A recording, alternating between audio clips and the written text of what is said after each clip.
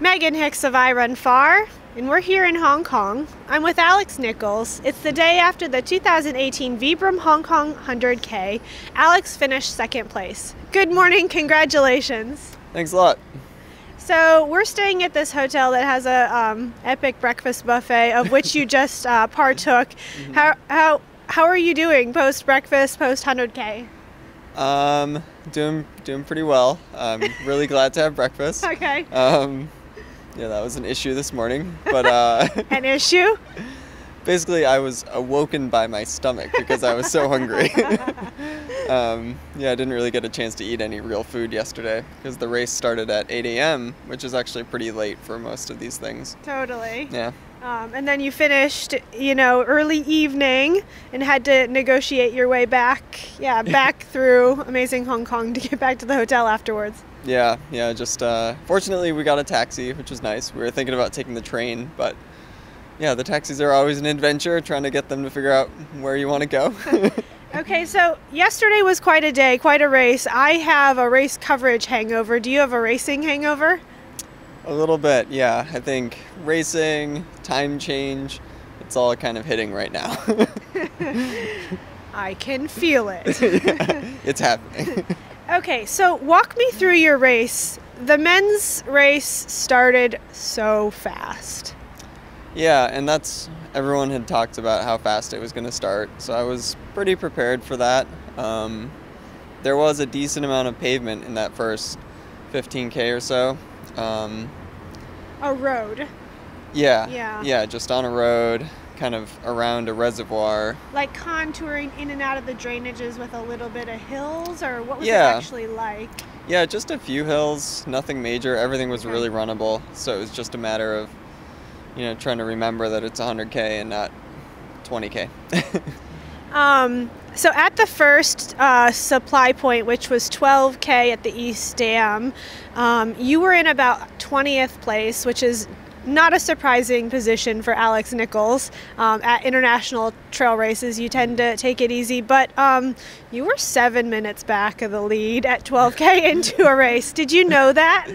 Yeah, well, I think either you or someone had told me, and Okay. kind of doing the math, it's like, oh my gosh, these guys are going really fast. Yeah. Because even my group was not going slow either. I was running with Zach, and he's a fast road guy. So it was kind of, I wanted to be a little bit further, or at least closer to being in contact than I was. But there wasn't much I could do about it, so I just kind of had to stick to the plan.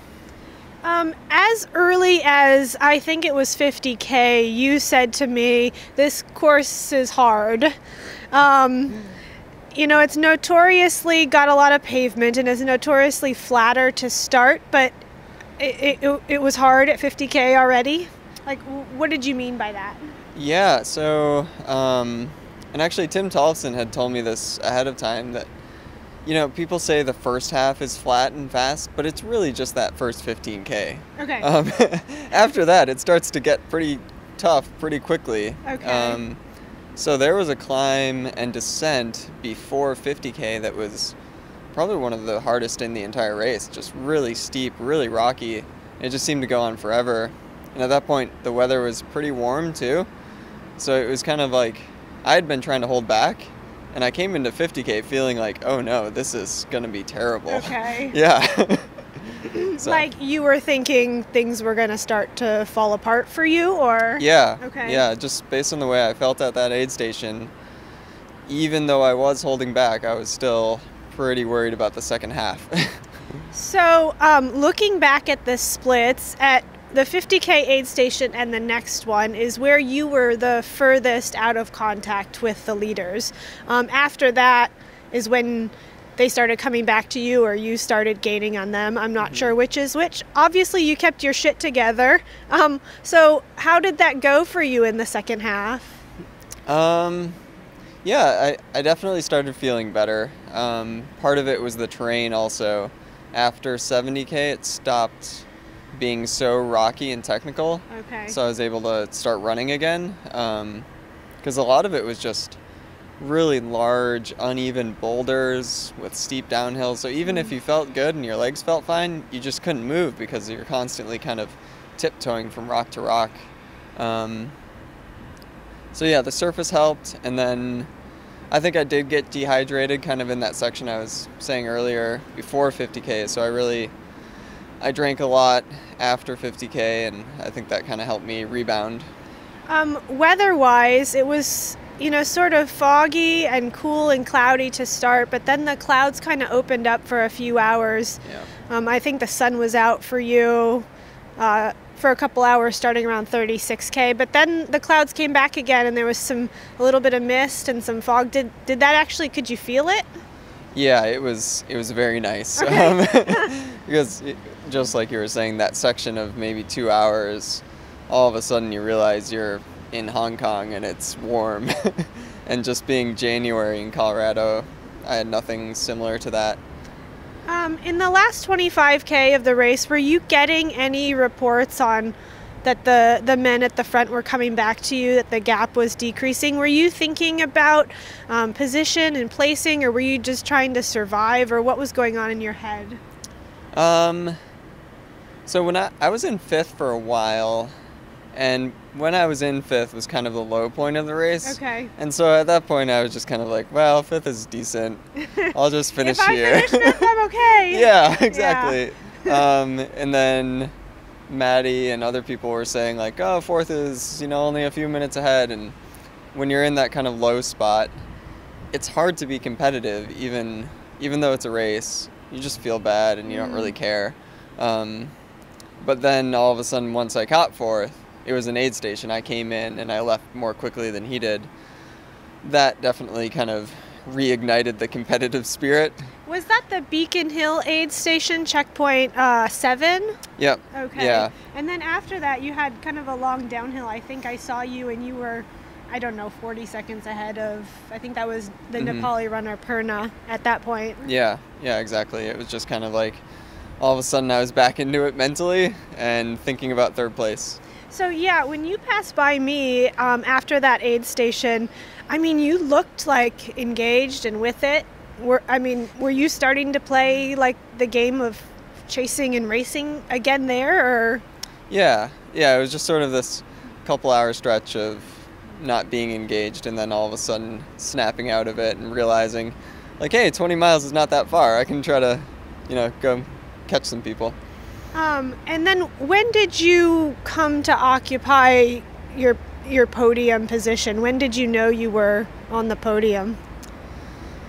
When did I? Okay. I think just before 80K, I moved into third. Okay. And that was actually a stretch where I was feeling really good, so I passed decisively. I didn't look back, and then I just, went as hard as I could to make sure somebody else didn't come up. That's always the fear. Maybe somebody else is feeling really good and moves from sixth to third instead of fourth to third. So I think the last climb and the last descent is pretty hard. It's a big, steep, long road descent.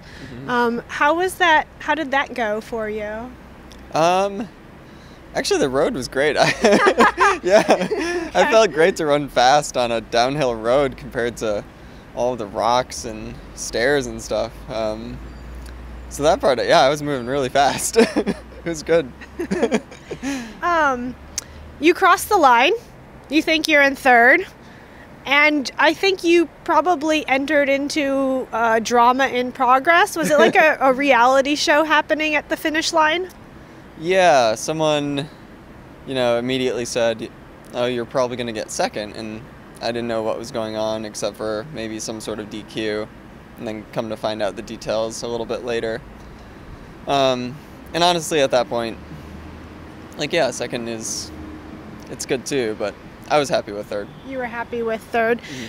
So yeah, yesterday's disqualification is the big elephant in the room in this race, and I'm going to be totally honest that I started hearing rumors about Ling Jing having cheated as early as 36K into the race. Did you hear anything? Like, were you aware of anything going on? No, I had no idea. I knew there was two guys kind of pushing each other at the lead, but I didn't hear anything. So is that the feedback that you were getting from Maddie, or how did you hear that? Yeah, it was kind of Maddie, and then hearing the gaps to people, just, the leaders are so far ahead, and then there's other people behind them. Okay, so we don't know anything, we don't have any details on what happened in the race aside from, what was said officially at the finish line. The race made a statement right before the winners crossed saying, Ling Jing was, there are reports of inappropriate behavior on the course. He's going to cross the line likely in the lead, but likely his result is going to be nullified. These guys crossed the line.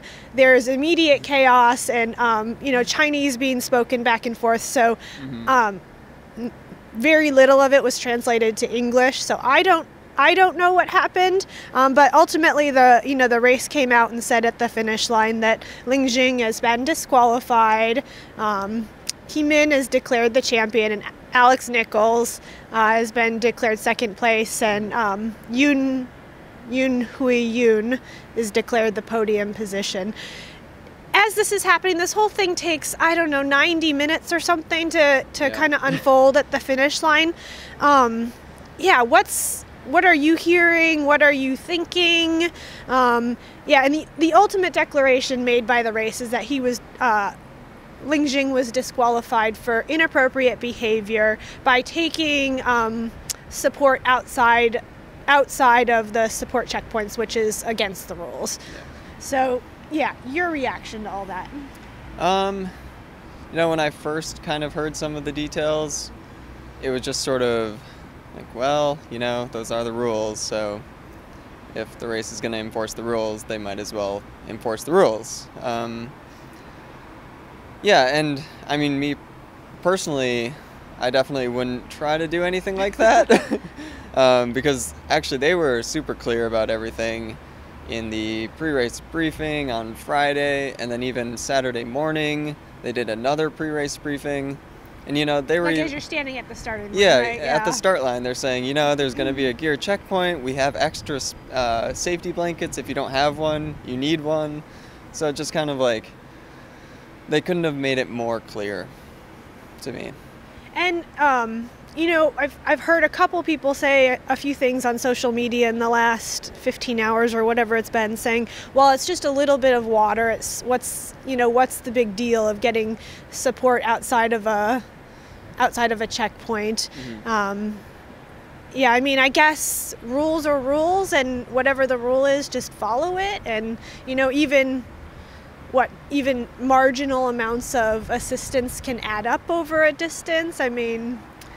Yeah, there must have been a reason why he took the water if he was needing it. That's sort of part of racing. So, I think it can add up if you're getting a little additional support that your competitor doesn't have. That's not to say that I would have caught him if he didn't get that water. You have no idea how things would ever play out. Right, but, just being sort of, at this level where competitions are serious, I think the rules should be taken seriously as well.